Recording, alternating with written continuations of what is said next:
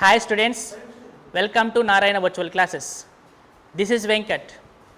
Students, today the assignment topic is Laws of Motion, class 9th. This is assignment 7. Here mainly 7 questions are there. Let's go to discuss question number 1. See the question here. Give 2 daily life examples where you experience inertia. You know very well what is inertia. See here some example for inertia of rest and inertia of motion. See the here, first of all, when a bus is at rest, that bus suddenly starts, the passengers who are standing casually in bus, the passengers moves fall backward direction. Means that, see here, if you take any bus like this, here when the bus moves suddenly, means the force is acting on this direction. So that's why the inertia is acts backward direction, means opposite direction of applied force. That's why when the bus moves suddenly, starts from rest to motion, the passenger moves fall backwards. This is the one example for inertia. Next, coming to another example for inertia, means if you are in the bus is moving with certain speed like this. When a driver applied the brakes suddenly, when a bus stops suddenly, the passengers moves forward direction like this. Means why the passengers moves forward direction, means that inertia acts forward direction, means when the force here acting upward direction, this is the bus, okay, the bus is moving with certain speed, when the force is applied, the driver applied some force, means the bus suddenly stops, the passengers is moving fall forward. So what is the reason here? That is due to inertia of motion. So these two are the example for inertia. Next, go to the second question here. The second question is, so the second question, write the relation between Newton and kg. So first of all, Newton is a unit of force. So force formula, what is the force formula here? F is equal to mass into acceleration. F is equal to ma. According to Newton's second law, force formula F is equal to ma. Here mass units is SI units is kg and acceleration units is meter per second square. Actually force units is Newton. So that means 1 Newton is equal to 1 kg mass, 1 meter per second square acceleration. So that's why what is the relation between Newton and kg meter per second square means, so this is the relation is 1 Newton is equal to 1 kg meter per second square.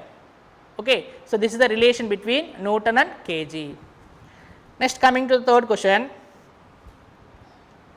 So see the question, how do you appreciate Galileo's thought of any moving body continue in the state only until some external force act on it, which is a contradiction to the Aristotle belief of any moving body naturally comes to rest. See here, actually the Galileo's thought of any moving body continue the same state until external force act on it, means he predicted some external force. But here Aristotle is belief of any moving body naturally comes to rest. Okay, is incorrect. It is the statement is false. Why? Because he is not predicted that any frictional force. So that is the main reason for the two statements. What is the first statement here? Galileo thought of any moving body continue in the same state until some external force act on it. Why? Because he is predicted as some external force. Why? Because this statement is correct. But here Aristotle is thought of, his belief of any moving body naturally comes to rest is incorrect. Why? Because he is not follow that frictional force. Okay, he is thought of there is no any frictional force is not follows. So there is a two statements here. So that is the answer for question number 3 here. Next, coming to that fourth question, see the fourth one here. An automobile vehicle has a mass of 1000 kg. What must be the force between the vehicle and road if the vehicle is to be stopped with a negative acceleration of 1.5 meter per second square? So this is the problematic question. First of all, you have to write the given data, what they given here. So an automobile has mass they given here. So mass m is equal to mass m is equal to 1000 kg. 1000 kg. Next, they asking that they given acceleration. Acceleration a is equal to 1.5 meter per second square. But this acceleration is negative acceleration. That's why you should take here minus. Now you want to find what is the must be the force between the vehicle and road. You want to find the force between the vehicle and road. Means you have to find force. According to Newton's second law, the force formula is F is equal to mass into acceleration. Means F is equal to ma. So you know very well mass value. Mass is equal to 1000 kg. 1000 into acceleration is 1.5 meter per second square. So this both 1000 into 1.5, that is F is equal to 1500. 1500. Here you should take here minus 1500 Newton. How much force you get here? Minus 1500 Newtons. So means how much force is acting between the road and the vehicle means 1500 Newton is acting opposite direction of applied force. Why? Because here minus indicates that force is acting on opposite direction of vehicle motion of the vehicle. Okay, that is the answer for question number 4. Next, coming to that fifth one, explain larger the net force, greater the acceleration. What is the question? Explain larger the net force, greater the acceleration. So first of all, you have to do this activity. First of all, you have to take here one smooth surface. Should take here one smooth surface. On the smooth surface, you take one block of mass. Okay, this block of mass gently pushing with certain force. This block of ice is moving with certain speed. We have to gently apply some force on the block of ice, and also you have to observe. You have to observe how the speed of a ice block means. In other words, what is the acceleration of the block of ice? Means when you apply some force on the ice of block of ice, automatically it produce some acceleration. It accelerated. Okay, this ice block is accelerated. Now in the same ice block, we have to apply more force. Means you have to increase net force. You have to increase net force. When you increase the net force on the same block of ice, then you have to observe what is the speed of an ice block.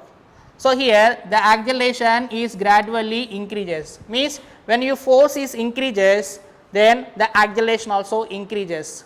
At mass is constant. Here ice block mass is constant. That's why when you increase the force, automatically acceleration is increases. Means F directly proportional, force directly proportional to acceleration at constant mass. So when mass is constant, so about this statement, when the mass is constant, force is directly proportional to acceleration. Means when the force increases, net force increases on the block of ice, the acceleration means a speed of the ice block also increases. And you have to take statement 2. Second statement is you have to take that increase the greater mass mass of the block you have to increases. You have to increase mass of the block. So this mass of the block you have to moving on the smooth surfaces, and you have to apply here same force. What force you have to apply in the statement 1, in the first statement? The same force you have to apply on the second, means greater mass of the ice block, and you have to observe acceleration of the ice block. So you have to observe here, compared to the statement first situation, in the second situation the speed of or the acceleration of the ice block is somewhat is reduces, means due to that heavy mass. So here you should take the second mass, that is m2. m2 means that is the greater mass. So means when you apply the force on the second, means greater mass of an ice block, you have to observe that the acceleration is gradually decreases.